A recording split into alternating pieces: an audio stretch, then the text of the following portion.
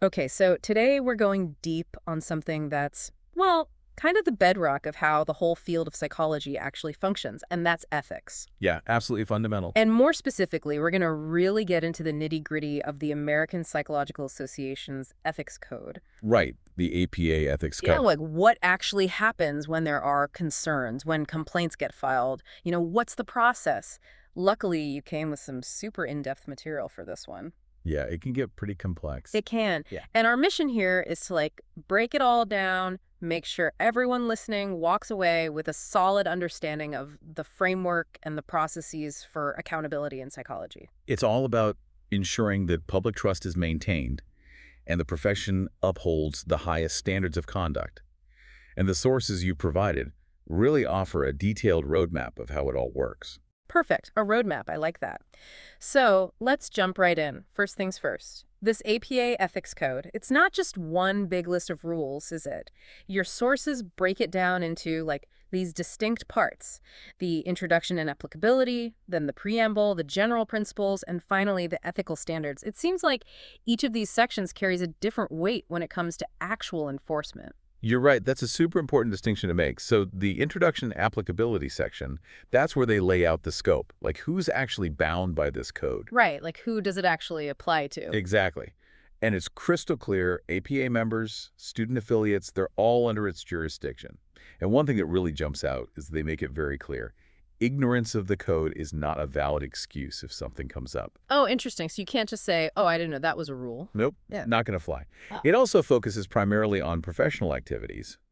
But here's something noteworthy that your sources highlighted. Ah, A felony conviction. okay, now we're getting serious. Yeah, so a felony conviction can actually lead to APA action, even if it's not directly tied to their professional duties. That shows how broadly the APA views its oversight responsibilities. It really does. Wow, so even something outside their professional life, if it ends up in a felony, the APA could step in. Precisely. It's That- about maintaining the integrity of the profession, no matter the context. Okay, so that's the introduction and applicability. Then we have the preamble and the general principles. These are described as aspirational. Right. Aspirational guidelines. So more like the guiding philosophy, the values, not Mhm. like specific rules that could get you in trouble. Exactly. Think of it as the ethical compass for the profession. They outline principles like, working to benefit others, avoiding harm. Right, like do no harm, the classic. Exactly. Being trustworthy and responsible, upholding high standards of integrity, ensuring fairness and justice, respecting the rights and dignity of every person. Very important stuff. Absolutely. So they inform ethical decision-making, but on their own, they're not grounds for disciplinary action. Okay, I got it.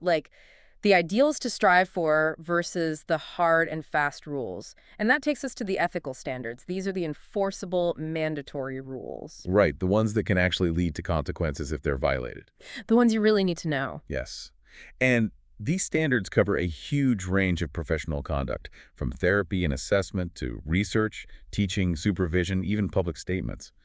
When someone files a complaint, it usually alleges that one or more of these specific standards have been violated. So these are the ones where the rubber meets the road. Now, your materials also delve into the APA Ethics Committee. This is the body that handles complaints. Right, the investigative and adjudicatory arm of the APA when it comes to ethics. And Standard 1.06, that seems pretty crucial right from the get-go.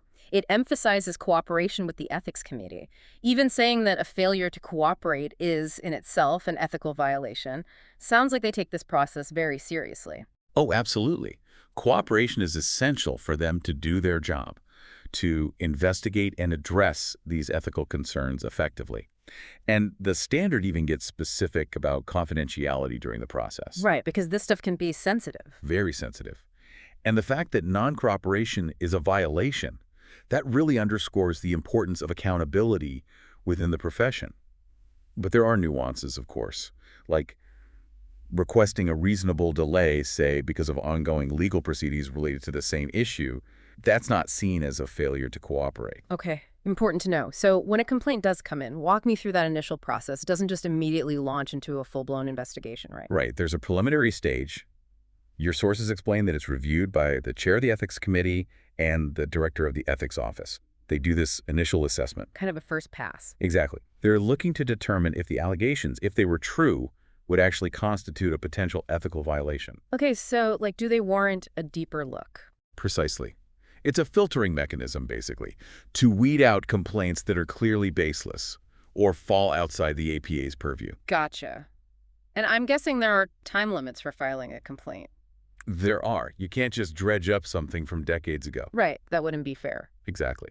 So generally for APA members, the complaint has to be filed within 3 years of the alleged conduct or when it was discovered. 3 years. Yeah.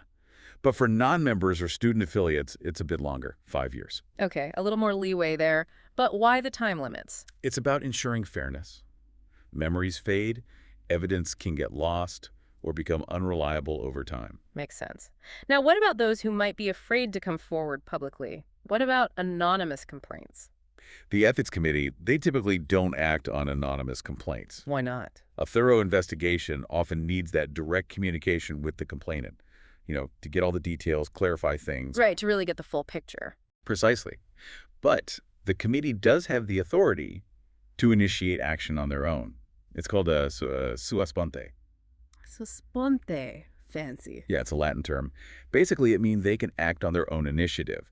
So if they learned about a potential ethical violation through other reliable channels, they can still take action. So there are ways for serious issues to be addressed, even without a formal complaint. Okay, so let's say a complaint is filed, it passes that initial review, a full investigation takes place. What are the possible outcomes here? Like, what can the Ethics Committee actually do if they find a violation? So if they determine there's been an ethical violation, your materials outline 4 possible sanctions. They range in severity. Okay, so like a sliding scale of seriousness. Yeah, exactly. The least severe is a reprimand. This is usually for violations that weren't likely to cause major harm to an individual or to the profession itself. Like a slap on the wrist, but still official. Yeah, it's a formal acknowledgement of wrongdoing, but for less serious issues. Okay, got it. Then next in line is censure. Censure. So a step up from a reprimand. Yes, this is for violations that were likely to cause harm, but not what they would call substantial harm. Okay, so there's a distinction there. Yes, as significant distinction. Then we get to the really serious stuff, I assume. Right. Expulsion from APA membership. That's the big one. Wow. This is reserved for the most serious violations, the ones that were likely to cause substantial harm or ones that show a blatant disregard for ethical conduct. So essentially, you're out. Yeah, you lose your membership, and that can have huge implications for your career. Makes sense. And lastly, There's stipulated resignation. stipulated resignation. So you're basically resigning under specific conditions. Exactly. This is often offered after they found a violation or when they determine there's no good reason why the person shouldn't be expelled. The psychologist agrees to resign, submits a formal affidavit, and the APA Board of Directors has to give final approval. So it's not just a simple, I quit. Nope. It's a very formal, structured process.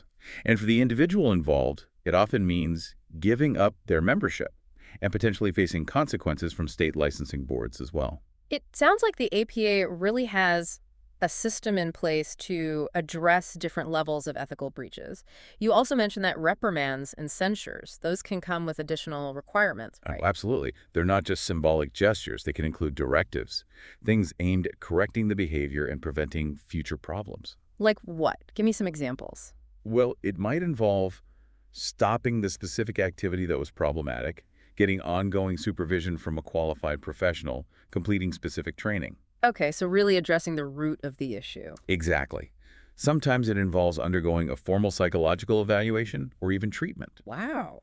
In some cases, they might also be put on probation, where their activities are monitored for a period of time, or they may have to take corrective actions, like making a monetary payment to the person who was harmed. So it's really comprehensive. And I find it interesting that even if a charge is dismissed or a formal sanction isn't given, the committee can still issue what's called a private educative letter.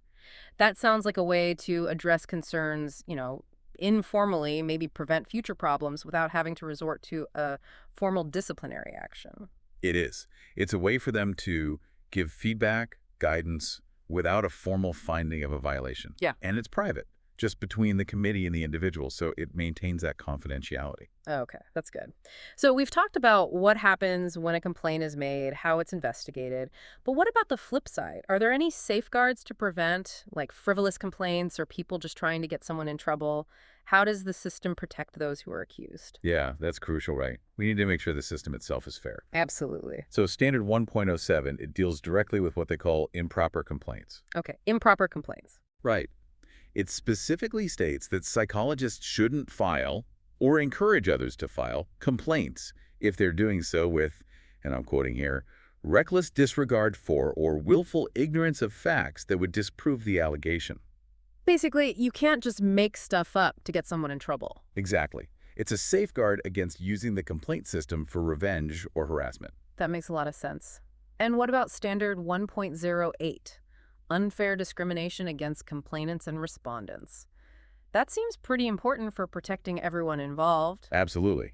This is designed to prevent people from being unfairly denied opportunities, things like jobs, promotions, academic admissions, tenure. So just because someone was involved in a complaint process, they shouldn't be penalized for it. Right. But it's important to understand, this protection isn't absolute. It doesn't mean actions can't be taken based on the outcome of the ethics proceedings. Okay, so if the complaint is valid, there could still be consequences. Exactly. And if there's other relevant, independent information that justifies a decision, that can be considered too. The focus is on preventing discrimination simply because someone was involved in the complaint process, not on shielding them from the legitimate consequences of their actions. So a psychologist can't be denied a job just because an ethics complaint was made against them.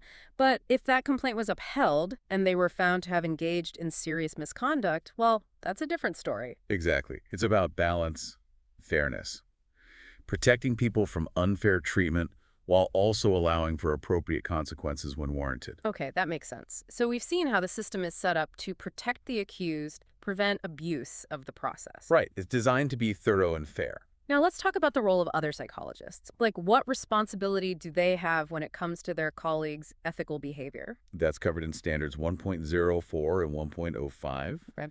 They encourage informal resolution in some cases, but also mandate reporting in others. Okay, so like a two-pronged approach. Exactly. Standard 1.04, it deals with what they call informal resolution of ethical violations. So like handling things internally amongst colleagues. Yeah, that's the idea. If a psychologist sees a colleague doing something that seems like a minor ethical slip-up, they're encouraged to address it directly with that colleague, try to resolve it informally. Sort of like a, hey, you might want to rethink that kind of thing. Exactly. It's a chance to educate, to prevent the issue from becoming bigger, without involving the formal complaint process. That sounds like a good first step in a lot of situations. It can be, but of course there are times when that's not enough, and that's where Standard 1.05 comes in. Reporting ethical violations. That's the one. And this standard, it mandates that psychologists have to file a formal report, either with the ethics committee, a state licensing board, or another appropriate body when they see what they call substantial harm. Okay, so substantial harm, that's the trigger here. Right. And if it's not something that can be resolved informally, or if informal attempts have failed, then reporting becomes mandatory. That makes sense. But the term substantial harm, that seems kind of subjective. It is. And your sources point out that there's no hard and fast definition of what constitutes substantial harm. So how do they determine that? It's left to the professional judgment of the psychologist. That seems tricky. What one psychologist might consider substantial, another might not. It is a challenge. But the idea is to consider the potential impact of the behavior. Is it harming individuals, the profession, the public? So they have to think about the bigger picture. Exactly. Things like serious emotional distress, financial exploitation, breaches of confidentiality that lead to negative consequences, impairment of professional judgment that puts others at risk. Those are all factors that would likely point towards substantial harm. So it's not just about a minor misstep. No, it's about situations where there's a real risk of significant negative consequences. Okay, that makes sense. Now, one thing that really stands out about both these standards, both informal resolution and mandatory reporting, they both have a big caveat, right? Client confidentiality. You got it. Client confidentiality is paramount in psychology. Both standards are very clear. No action can be taken if it violates that confidentiality without the client's consent. It's interesting how the ethics code navigates these potentially conflicting obligations, the duty to report and the need to protect clients' privacy. It really highlights the complexity of ethical decision-making in this profession. hmm Your sources give a great example. Let's say a therapist learns about a former therapist's misconduct from a client. Okay, so the client is telling their current therapist about something their previous therapist did. Right. Even if it seems like a clear-cut case of misconduct, the current therapist can't report it without getting the client's permission first. Even if it's serious. Even then, the client's right to privacy, the trust in that therapeutic relationship, that comes first. That makes sense. It would really undermine that trust if therapists could just report anything clients told them, even if it was about another therapist's wrongdoing. Absolutely. Mm. It's about respecting the client's autonomy and protecting the integrity of the therapeutic process. So, to recap what we've covered in this deep dive, we've explored the structure of the APA ethics code, how it's organized, the different levels of severity when it comes to violations, the process for handling complaints, and the safeguards that are in place. Yes, and we've also looked at the responsibility that all psychologists have to uphold ethical standards, both their own and those of their colleagues. And for our listeners, those of you who are all about getting the knowledge quickly, but also thoroughly, this deep dive should give you a good grasp on how this all works. It's a window into the mechanisms that the profession uses to ensure accountability and maintain those ethical standards. And ultimately, it's about protecting the public, ensuring that people who seek psychological services are getting the best and most ethical care possible. Exactly. It's about building and maintaining that trust. So, here's something to ponder, a final thought to leave you with. Given the emphasis on self-regulation in the APA, what are the strengths and weaknesses of a system where professionals are essentially responsible for policing themselves? It's something to think about as you consider how different professions grapple with maintaining ethical standards and accountability, It's a complex issue, no easy answers. but definitely worth considering. Thanks for joining us for this deep dive. We'll see you next time.